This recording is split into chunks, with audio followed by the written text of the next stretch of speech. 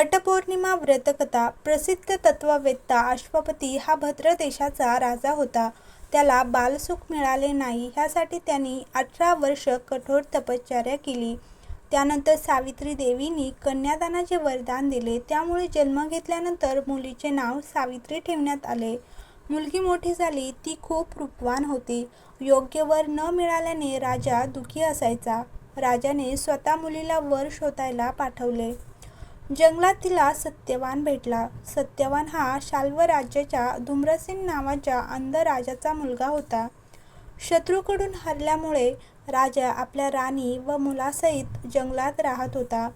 ही घटना कळाल्यानंतर नारद ऋषींनी अश्वपतींना सत्यवानाच्या अल्प आयुष्याबद्दल सांगितले.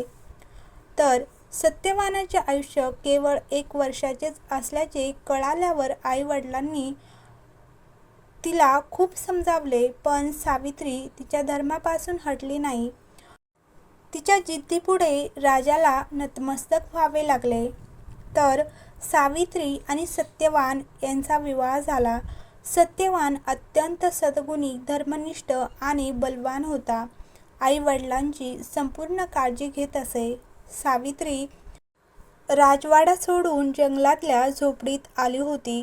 ती देखील आपल्या आंधळ्या सासू-सासऱ्यांची सेवा करायची. सत्यवानाच्या मृत्यूचा दिवस जवळ आला. नारदांनी सावित्रीला सत्यवानाच्या मृत्यूचा दिवस आधीच सांगितला होता. जसजशी वेळ जवळ येऊ लागली तसतशी सावित्री अधीर होऊ लागली. तिने 3 दिवस आधीच उपवास सुरू केला. नारद मुनींच्या सांगण्यावरून पितरांची पूजाही केली. रोजच्या प्रमाणे सत्यवान लाकूड तोडण्यासाठी जंगलात जाऊ लागला. तर म्हणून सावित्री त्याच्याबरोबर गेली. सत्यवानाच्या मृत्यूचा दिवस होता. सत्यवान लाकूड तोडण्यासाठी झाडावर चढला, पण चक्कर आल्याने तो खाली पडला. सावित्रीने आपल्या मांडीवर नवऱ्याचे डोके ठेवून त्याला मिठी मारायला सुरुवात केली. तेव्हा यमराज येताना दिसले, ज्याने सत्यवानाचा जीव घ्यायला सुरुवात केली. सावित्रीही यमराजाच्या मागे मागे जाऊ लागली.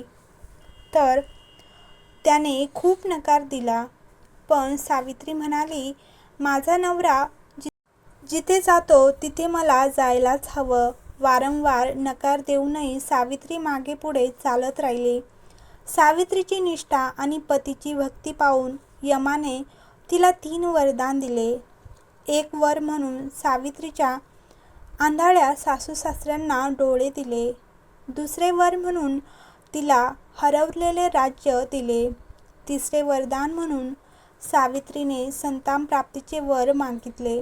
कोणताही विचार न करता यम प्रसन्न झाला आणि अस्तु म्हणाला.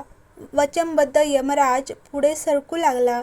सावित्री म्हणाली की, भगवंता, मी एक सद्गुणी पत्नी आहे आणि तू मला संतान होण्याचे वरदान दिले आहे. हे ऐकून यमराजाला सत्यवानाचा प्राण परत करावे लागले. सावित्री त्याच वटवृक्षाजवळ आली जिथे तिच्या पतीचा मृतदेह पडला होता. सत्यवान जिवंत झाला. आई वडिलांना दिव्य प्रकाश मिळाला आणि त्यांचे राज्यही परत आले. अशा प्रकारे सावित्री सत्यवान दीर्घकाळ राज्याचे सुख उपभोगत राहिले. सत्यवानाचे प्राण सावित्रीने वडाच्या झाडाखालीच परत मिळवले. ह्या कारणामुळे ज्येष्ठ महिन्यात पौर्णिमेला स्त्रिया वडाच्या झाडाची पूजा करून उपवास करतात व वटसावित्री व्रत आचरतात. वटसावित्री व्रत पाळल्याने व ही कथा ऐकल्याने व्रत करणाऱ्यांच्या वैवाहिक जीवनातील सर्व संकटे दूर होतात.